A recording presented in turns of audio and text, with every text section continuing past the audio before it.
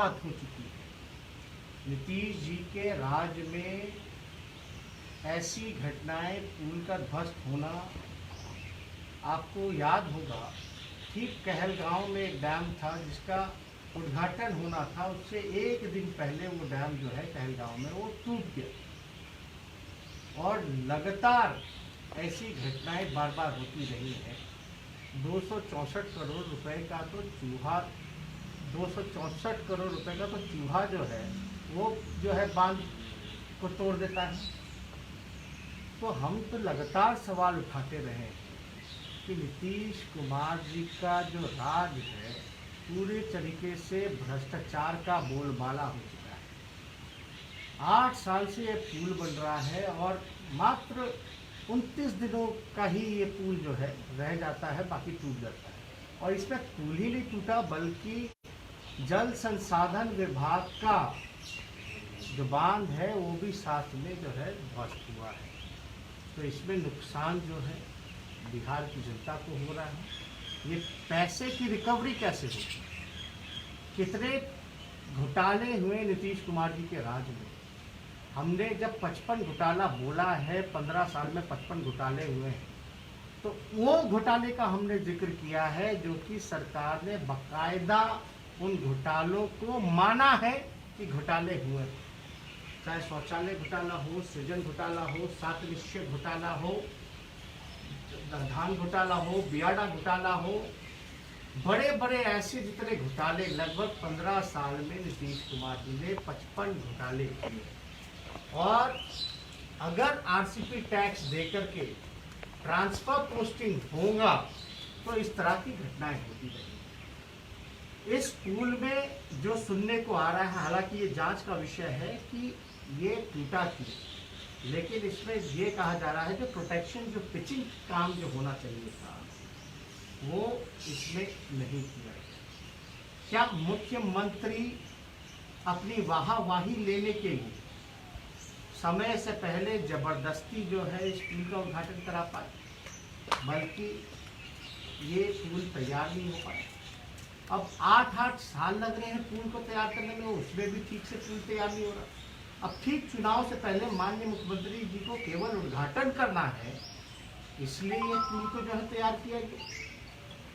वो तो भगवान का शुक्र है कि इसमें कोई बड़ी घटना नहीं हुई, आवागमन जो है वो चालू हो गई थी क्योंकि पुल का उद्घाटन हो गया। इस हादसे में अगर गाड़ी वगैरह जो है गिर जाती, जान माल का नुकसान होता, तो इसका दोषी कौन है? और ये कॉन्ट्रैक्टर को तो सबसे पहले जो वशिष्ठा जो कंपनी है, इसको हम लोग मांग करते हैं कि बिहार सरकार जो है अविलंब तुरंत जो है ब्लैक लिस्ट किया जाए और साथ ही साथ जो 264 करोड़ रुपया जो भ्रष्टाचार में भेंट में चढ़ गया नीतीश जी के नाम पे, उसकी रिकवरी इस कंपनी से की जाए। अब ये तो 8 साल लग गया पुल बनने में, अब जो टूटा ठीक 29 दिन में ही, तो अब कब तक ये तैयार हो पाएगा इसकी कोई गारंटी नहीं है। तो हम लोग चाहेंगे कि जो भी इसका जवाबदेही तय होनी चाहिए। आश्चर्य की बात यह है कि जितने भी घोटाले होते हैं, जब भी बांध टूटता है, चूहा खा जाता है या पुल टूटते हैं, तो जवाबदेही किसी पे भी तय नहीं की जाती। केवल जो है छोटी मछलियों पर ही कार्रवाई की जाती है, लेकिन जो बड़े मछलियां हैं, जो गुनहगार हैं, उनको सत्ता का संरक्षण प्राप्त रहता है। और इस वजह से ऐसी घटनाएं जो है लगातार होती रहेंगी। अब ये तो एक ट्रेडिशन बन गया है, एक ट्रेंड हो गया है कि भाई नीतीश जी के राज में इस प्रकार का काम होगा। बांध बनेगा तो वो भी टूट जाएगा उद्घाटन से पहले, पुल बनेगा तो वो भी कुछ दिनों में टूट जाएगा। कई बार हम लोगों ने लगातार आवाज उठा है कि इस पे तो जो लोग हैं दोषी, उस पर कार्रवाई करनी चाहिए। अब ये जांच का विषय है, लेकिन जांच होता भी है तो लटका रहता है। ऐसे कितने मामले हैं, जांच जो है इस पे कोई कार्रवाई नहीं की जाती और उसको लटका दिया जाता है। इससे होता क्या है कि जो लोग भ्रष्टाचारी हैं उनका मनोबल जो है वो नीचा होता है, और लगातार जो है बिहार में भ्रष्टाचार ही भ्रष्टाचार हो। हम लोग तो विपक्ष के नाते लगातार सवाल पूछते हैं, लेकिन क्या मुख्यमंत्री को भले ही क्वारंटाइन, मेरा सवाल है मुख्यमंत्री जी से, ये 55 घोटाले हुए 15 साल में, बांध टूट गया, आपने उद्घाटन किया, आप कहते हैं विकास की गंगा बहा दी, ऐसा लग रहा है पूरे बिहार में विनाश का गंगा बह रहा है।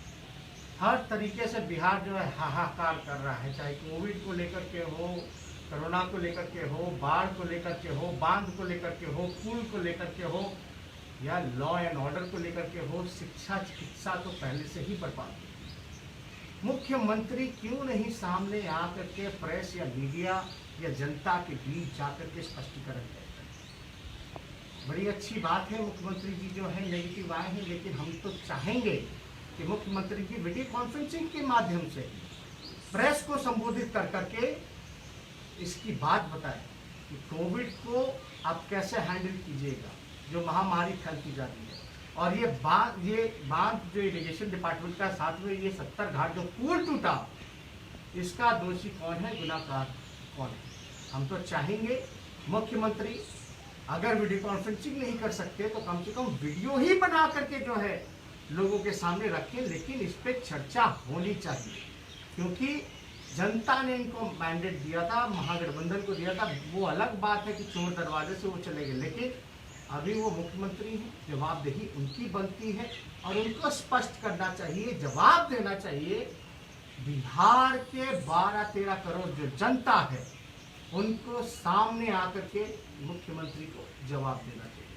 मेरा दूसरी बात यह है कि बिहार में लगभग 15 सालों में 16,000 बलात्कार, लगभग 16,000 बलात्कार के मामले सामने आए। ये नीतीश जी कहते हैं यहाँ सुशासन का राज है, ना किसी को बचाते हैं ना किसी को फंसाते हैं। बहुत शर्मिंदगी के साथ हमको ये कहना पड़ रहा है, माथा झुक जाता है कि ये बार बार लॉकडाउन के समय ही अस्पताल सुरक्षित नहीं है। गया में जिसकी नई शादी हुई थी, जो आइसोलेशन वार्ड में जो भर्ती थी कोरोना को लेकर के, उस महिला के साथ जो है गैंगरेप किया गया। कल की ये घटना है कि पीएमसीएच जो सबसे बड़ा अस्पताल है, वहां एक महिला के साथ जो है बलात्कार किया गया, बल्कि वो बच्ची थी, नाबालिग थी, उसके साथ जो है बलात्कार किया गया। आश्चर्य की बात है कि अस्पताल में भी जो है लोग सुरक्षित नहीं है, बच्चियां सुरक्षित नहीं है, वहां भी उनका जो है बलात्कार हो रहा है। हमने बोला कि 15 साल में लगभग 16,000 बलात्कार हुए हैं, और दूसरी बात 2019 में ही केवल जो है लगभग आपका जो लगभग 1900 के आसपास बलात्कार के मामले सामने आए।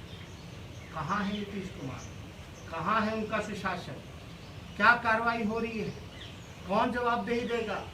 ये बिहार ही ऐसा प्रदेश है जहाँ कोरोना काल में भी, बड़े अस्पताल में भी, आइसोलेशन वार्ड में भी लोगों के साथ, बच्चियों के साथ बलात्कार हो रहा है।